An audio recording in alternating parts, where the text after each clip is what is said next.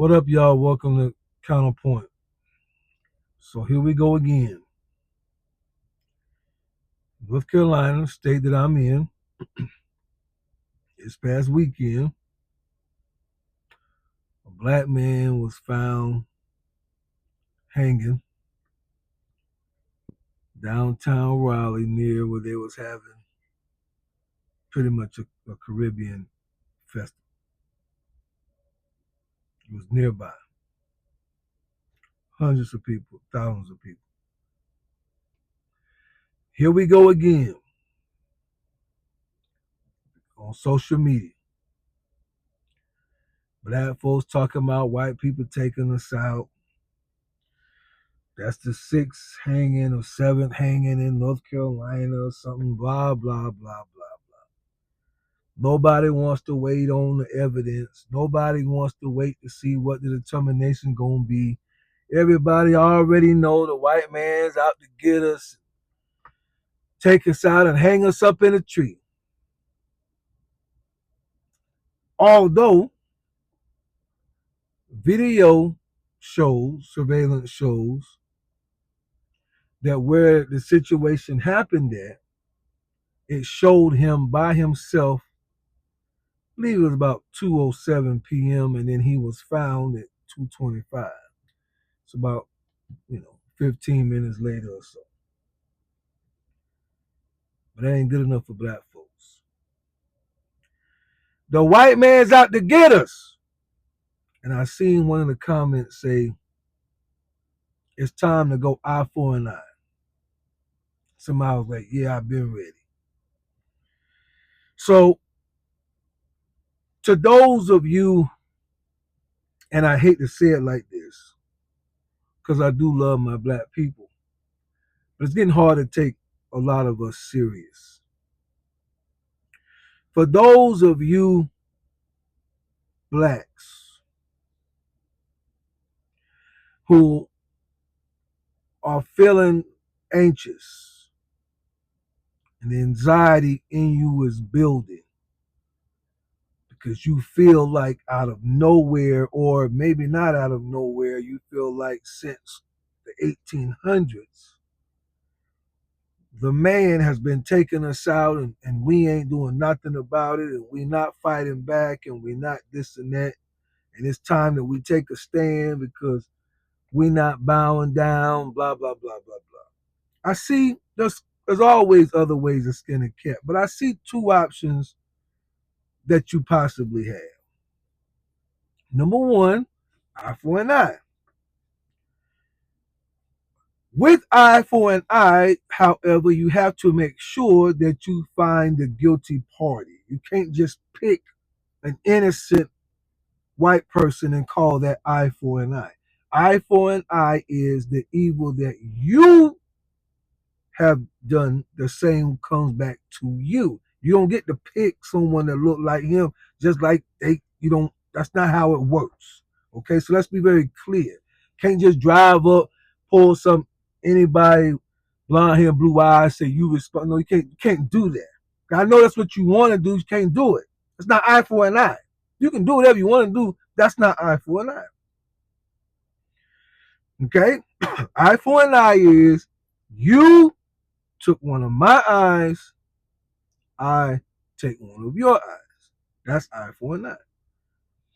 In order to do eye for an eye, in this situation, you're gonna have to wait until the evidence come out. You're gonna have to get the camera and everything. They got all that stuff. They seen the dude was alone, like I said, 15 minutes before. So you're gonna have to go by what the evidence is showing you.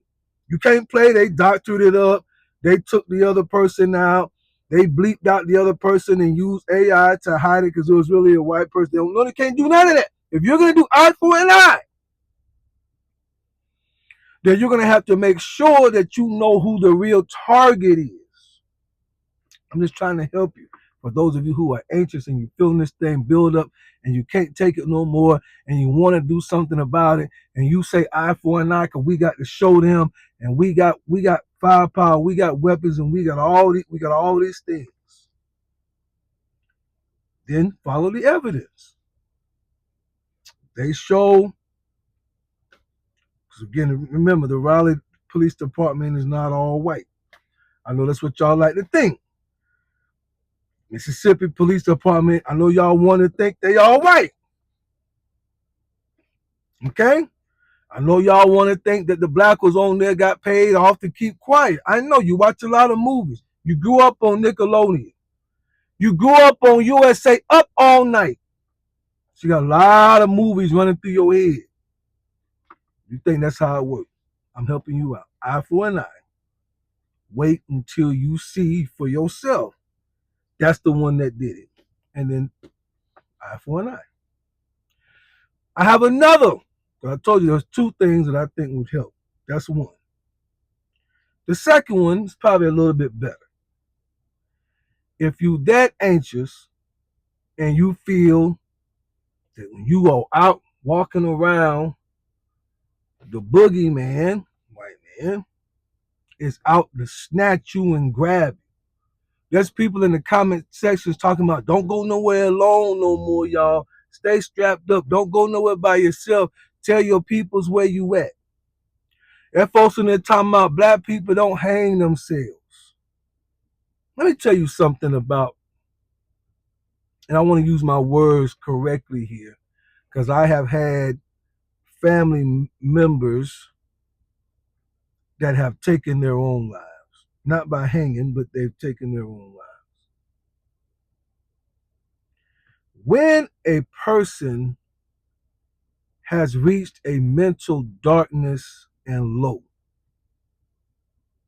white or black, and I would say at that time they feel that they are a loser. They have no matter how many kids they got, no matter how much money they got or don't got, whatever it was that broke them, their spirit, they feel that they have nothing else left to offer society. So they feel that it would be better for them to take themselves out of here. You got to remember that in that state of mind, if you feel that you was a nobody in life, it is possible that you put yourself in a position where you know maybe when I'm gone, somebody's going to pay me some attention. Does that make sense? In my real life, I'm a nobody. Now, I'm not calling them a nobody. I'm talking about that mental state. In my real life, I'm a nobody. I'm making this up. My kids don't want to have nothing to do with me. I'm making this stuff up. I'm just going with it, right? My wife was caught with another man in bed.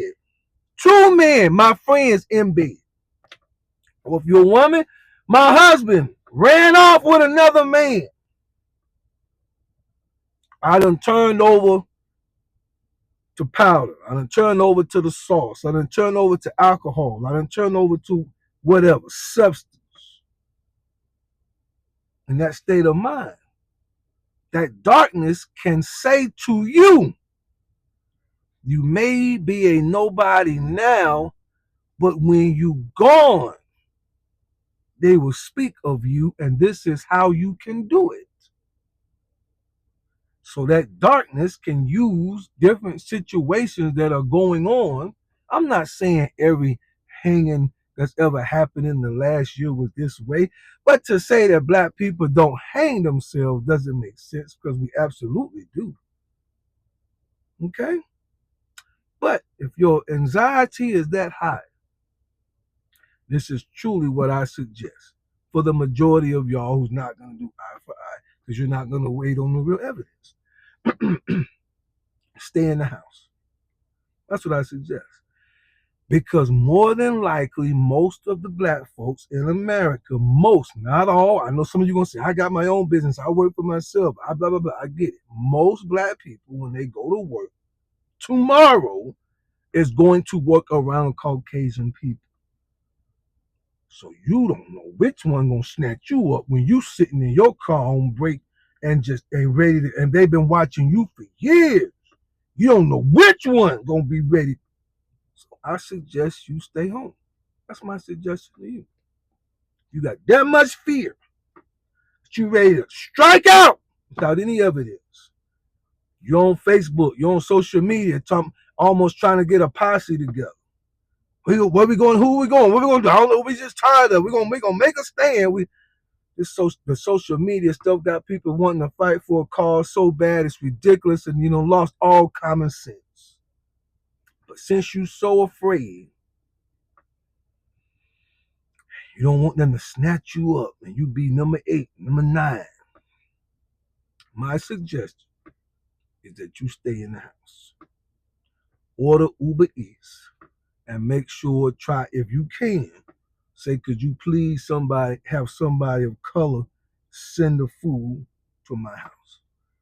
You don't want to take no chances that the ghosts sneak up on you and cause you to be another statistic. That's just my advice. You don't have to take it. It's social media. Everybody's saying what they feel and what they think. That's mine to you. You got 2 options. Eye for an eye or stay in the house. I prefer you stay in the house.